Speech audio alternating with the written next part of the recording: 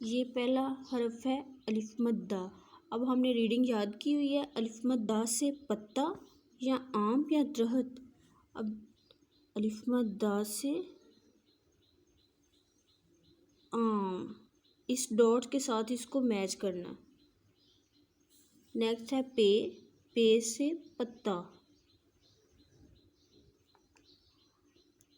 इसके नेक्स्ट है हमारा वर्ड जो है चे से अब चाबी, अंडा या दरख्त, चे से चाबी।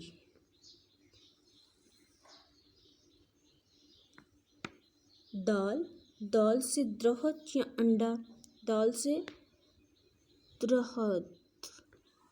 नेक्स्ट हमारा लास्ट पे है अलिफ, जो हमारा पहला वर्ड है अलिफ से अंडा।